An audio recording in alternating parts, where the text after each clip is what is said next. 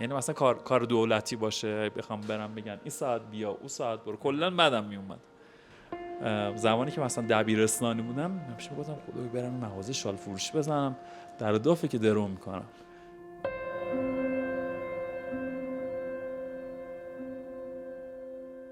کار من مثلا با سابقه من تو کشور عربی ماهی $10,000 $15,000 درآمدشونه. تو کشور من به من که تو سکوی نفتی کار میکنم تو خلیج فارس ماهی $800 $700.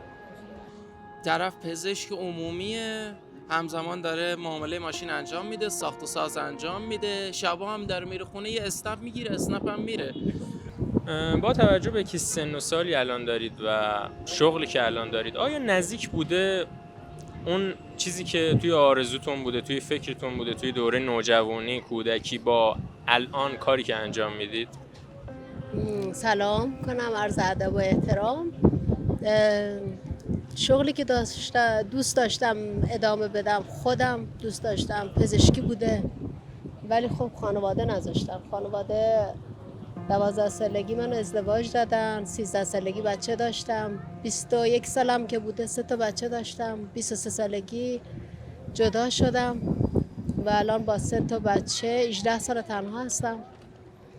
17 سال رزمی کارم، رفتم تو مثلا حالا ورزشی که بتونم خرج و مخارج زندگی رو، ولی خب کرونا اومد. تا کرونا اومد همه چیمون به هم خورد دیگه. دیدیم که هیئت ورزشی نه ما رو بیمه کرده، نه بیمه ای داریم، نه پشتکاری داریم، هیچی. بچه هم خود دیگه کلاس نمیبرم، کارمون خوابید دیگه. اومدم برای حالا یا فروشندگی تو کبابی کار کردم، یا یه مدت فروشندگی شیرینی فروشی کار کردم. اینا هم که دیدم بازم یه چیز فنی میخواستم که خودم هم بتونم بیاموزم، بتونم یه کاری راه بندازم ازش. اینا نبود. اومدم املاکم یک سالی تو املاک مدیر داخلی املاک بودم، بازم دیدم اینم نمیشه و الان حدود 1 سالیه که دیتیلینگ کارم. آموزش دیدم، 1 ماه آموزش دیدم، بعدش که دیگه همون تو شرکت مدکار هستم، کار میکنم، راضی هستم. دیتیلینگم حالا شاید آشنایی زیاد همه نداشته باشن، همون کاور ماشین، سفشویی هستش، سرامیک هستش و کارواش ماشین. تو فنی حرفه‌ای هستم. پس گفتید راضی هستید. حالا برگردیم به قبل. این پزشکی واقعا فکر میکنید در حد فکر کردن بوده یا دغدغه‌تون بود، فکر و ذکرتون بود، استعداد داشتید، درستون میتونستید واقعا سفت و سخت بخونید؟ اگر خانواده یه خورده همراهی میکردن به نظرتون بهش میرسیدید؟ شما دوره نوجوانی، کودکی یه رویایی برای کار و شغل و این چیزا داشتید؟ بعد که وارد کار شدید بگید برامون اون چیزی بود که بهش فکر میکردید؟ نه متاسفانه. چرا؟ دیگه جبر زمان به سمت حالمون داد که خودمون ناخواسته به راه دیگه رفتیم. جبر زمانه و جامعه و خانواده فشار و زندگی و بعد چی دوست داشتید کار بکنید؟ چی کاره بشید؟ شغلمون. آره. کار دوست داشتم کار دولتی داشته باشم. کارم آزاد شد. بله. بعد الان از کارتون راضی بودید؟ 50-50 هم ها هم نه. به نظرتون خیلی هم از کار دولتی مینالن، هنوز هم بهش فکر میکنید؟ نه دیگه توی سن نه. نه توی سن نه. خیلی هم عالی. چی کار دولتی یعنی همون کارمند یا آره مثلا کارمند؟ آره کارمند. خیلی ممنون.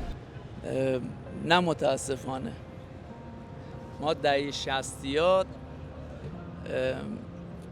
به اون چیزی که دلمون میخواست نرسیدیم. همین الان هم سخته، ولی خب اون موقع خیلی سخت‌تر بود به خاطر کمبود امکانات. یعنی به نظرتون هم خودتون هم اطرافیان میبینید که خیلی ها به اون چیزی که فکر میکردن برنامه داشتن نرسیدن، درسته؟ بله 100 البته. شما من خودتون فکر میکنم 90% دهه 60 این مشکل رو دارن و به اون چیزی که دلشون میخواست نرسیدن. حالا به خودتون اگه دوست داشتید بگید مثلا الان چی کار میکنید، قبلا چی دوست داشتید کار بکنید، به کجا برسید؟ دوست داشتم تمام امکانات رفاهی که برای یه شهروند عادی توی کل دنیا ارائه میشه رو ما تو مملکتمون داشته باشیم که متاسفانه نداشتیم، نه اون موقع داشتیم نه الان یه نمه بهتر شده ولی در کل نداریم متاسفانه.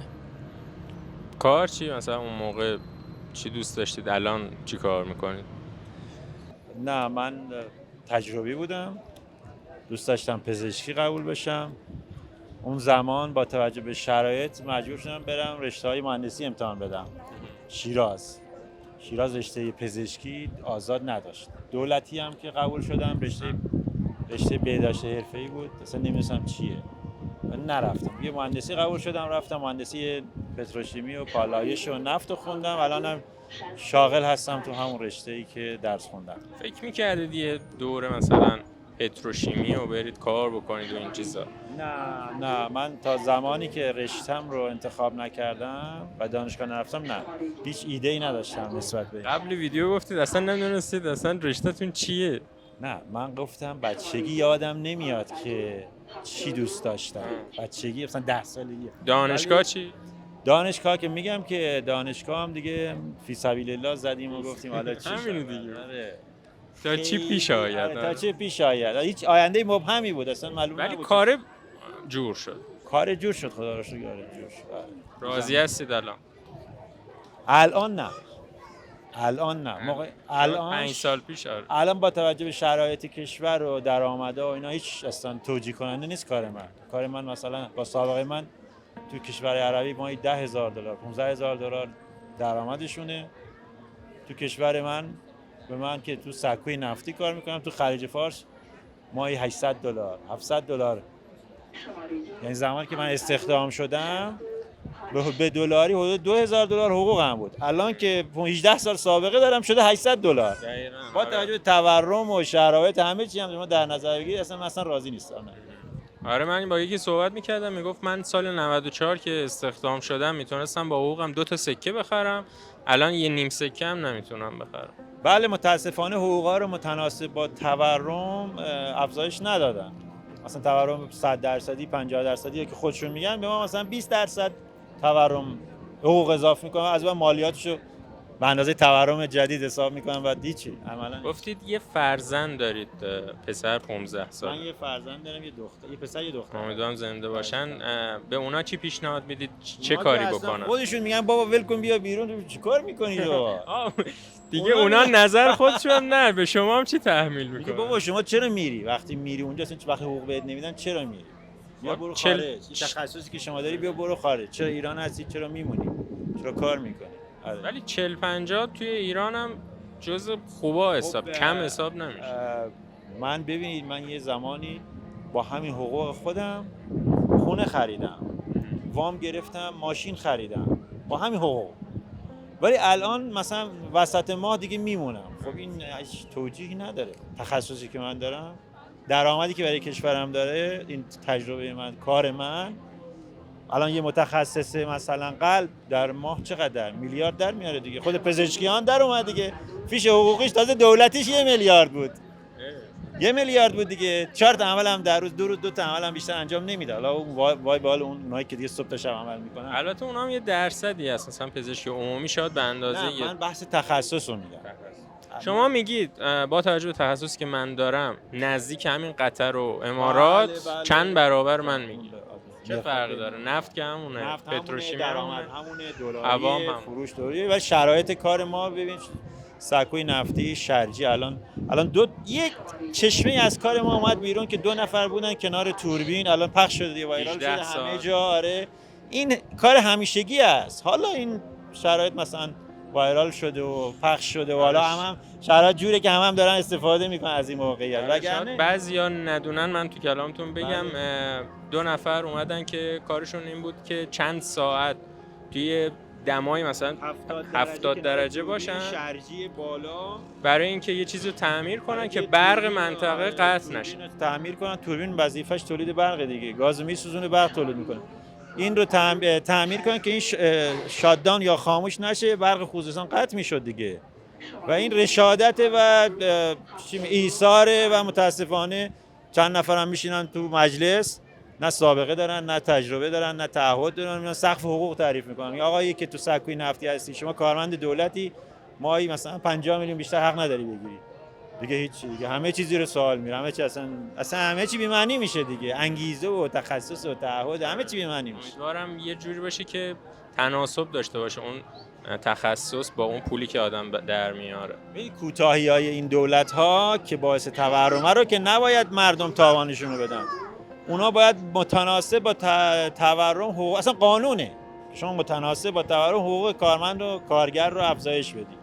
ولی متاسفانه هزینه‌های ما به دلار به نرخ روز، حقوق ما به ریال به نصف تورم و دیگه همینه که هیچ کس راضی نیست، هیچ کم هیچ انگیزه‌ای نداره برای. امیدوارم که درست بشه و حالا ان شاءالله پزشکیان دیگه قول تخصص دادن. حالا بیان ببینیم واقعا این تخصصا رو میبینن یا دوباره این غیر متخصصا دورشون رو میگیرن دیگه نمیذارن. حالا ببینیم حالا قسمت چه میشه. سفارشتون اومد از دهن. آره آقا بفرمایید. قربان شما. رفته دوره؟ تو رفتی؟ آره من میخوام صحبت کنم. تو برای چی دور شدی؟ رفیق با اینجا بشناسی.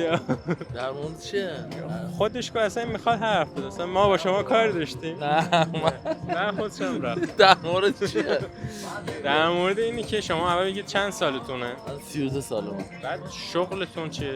شغل ما بندرنشین هستیم. اومدیم اینجا، یعنی خونه دوممون شیراز، بیشتر کارمون هم اونوره. اونجا چی کار میکنی؟ اونجا جناب هستیم، گمرک کار میکنیم بیشتر. بله.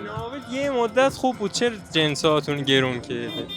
خود دیگه اجاره مغازه خیلی رفته بالا، تورم رفته بالا، اجاره خونه، خرج روزانه زندگی و کلا استهلاک زندگی و همین چه رفته بالا.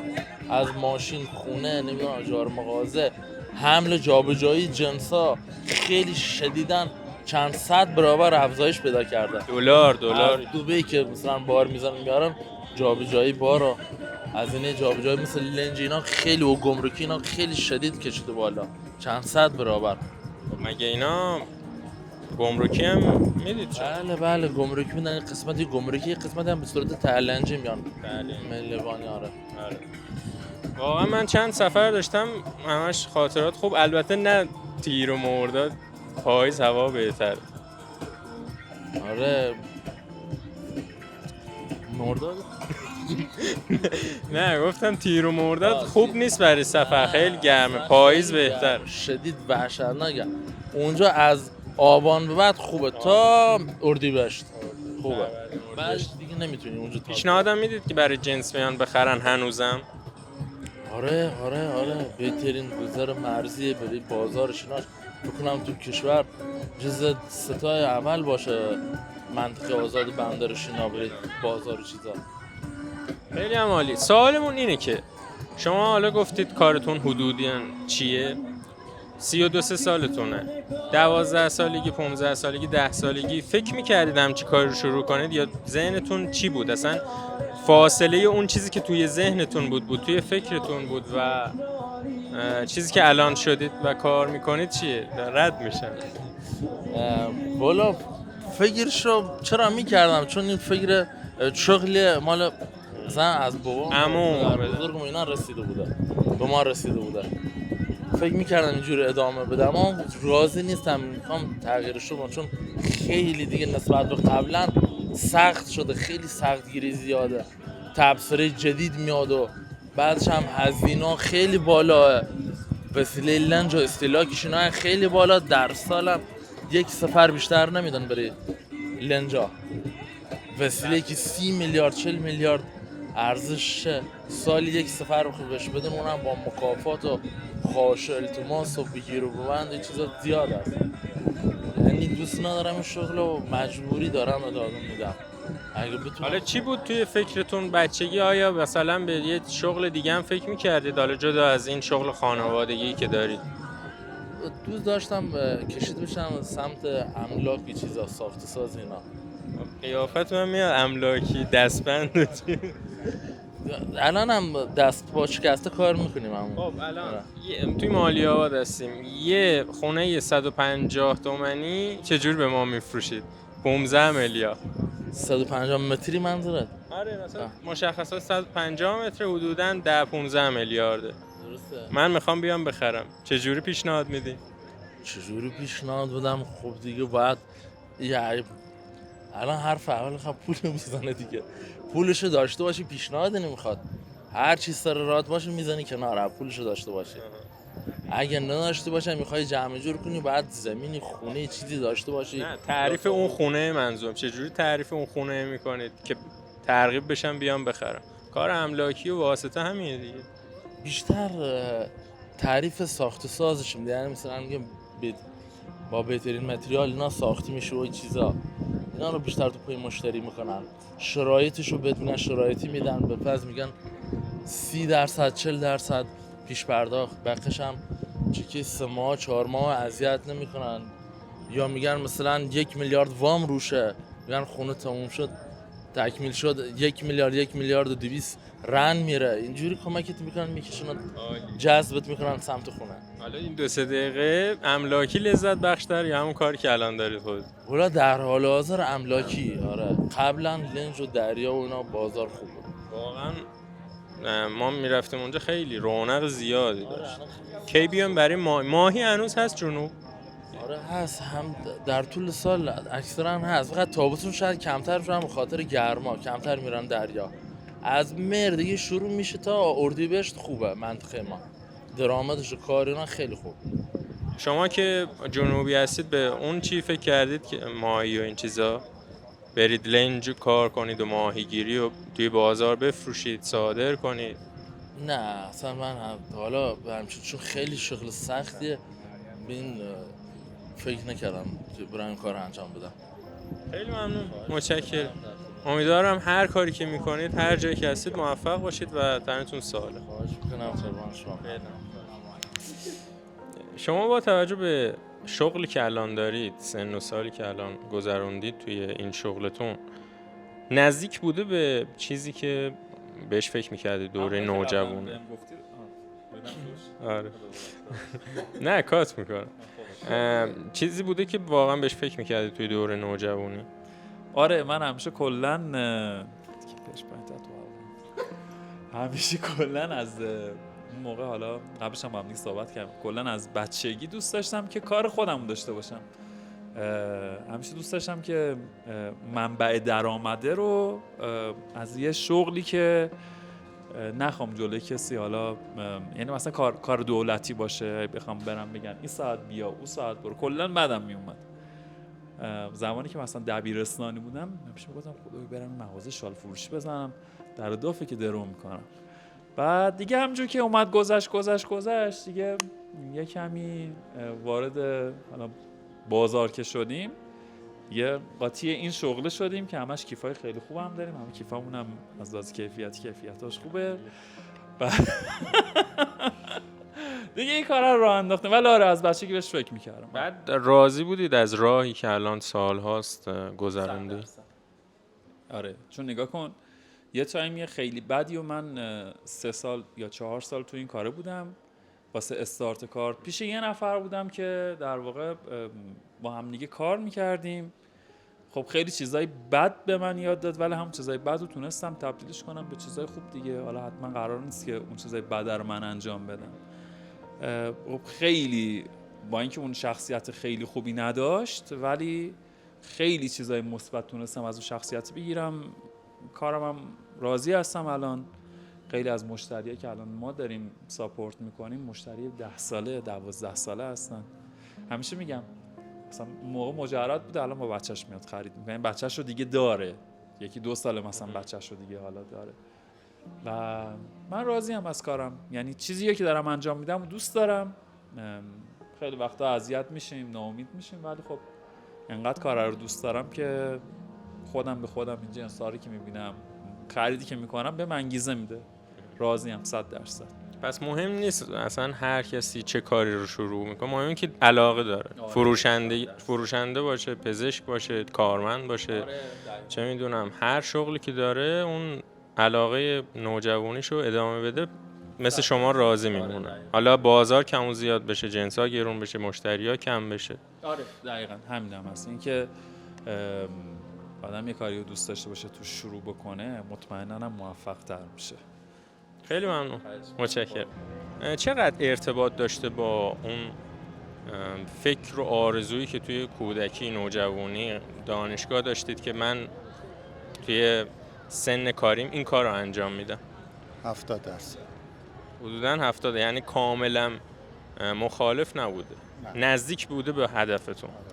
بله. میتونید بگید مثلا به چی فکر میکردید، الان چی کار میکنید؟ و همون چیزی که فکر میکردم رسیدم، ولی خب به خاطر مسائل تورم اقتصادی اون 30% جایگزین نشده هنوز. یعنی خودتونم میگید کامل تلاشمو کردم، اون ریسکای جامعه و اقتصاد و این چیزا بوده که به هدف نهاییتون نرسیدیم. بله. پس از خودتون راضی هست؟ بله. خیلی عالی. ممنون. ممنون از شما، موفق باشید توی کاری که قربونت، زنده باشید. همیشه به مادرم میگفتم، همیشه تو آرزوام بود، یعنی همیشه یه چیزی بود که اصلا باور کن باهاش، یعنی اسباب بازیامو از چیزایی که پزشک بود میخریدم و یا درستشون میکردم، یا مثلا یکی رو میخوابوندم ماینش میکردم، اصلا کلا تو ذهنم این بود.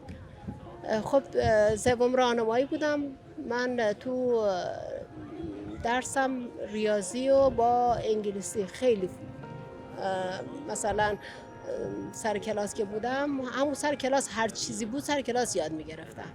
این نبود که دیگه بیام بیرون درس بخونم میرم. کلا هم معدلم 19.5 بود دیگه. بعد از که ازدواج کردم و موفق شدم درسمو ادامه دادم و لیسانس تربیت بدنی هستم. چه عالی. یعنی درس رو ول نکردید بگید حالا من 21-22 سالمه، تازه مثلا همسنام میخوان ازدواج کنن ولی من مثلا 3 تا بچه دارم. از 3 تا فرزندتون بگید اونا میخوان چیکار کنن. آیا شما میذارید کاری که دوست داشته باشن انجام بدن یا نه؟ کاملا. آره خودم به خاطر که نتونستم پزشکی رو ادامه بدم، روز اول گفتم اگه میشه برین پزشکی، ولی اونا گفتن مثلا یه مدتم، حالا یه حدود 5 سالی خارج از کشور بودن، 2 تاشون کالج مجارستان رو خوندن. بعدش که برگشتن گفتن که حالا ما کالجشو خوندیم ولی علاقه نداریم، میخوام کاری که خودمون رو دوست داریم انجام بدیم و موافقت کردم. چه عالی. یعنی اجبارم نبود. بعضی پدر مادرها هستن میگن ما خودمون جامعه نذاش، خانواده نذاش یه کاری بکنیم یا هر چیز دیگه، شما چیزی که ما دوست داریم میرید، اجبارم میکنن.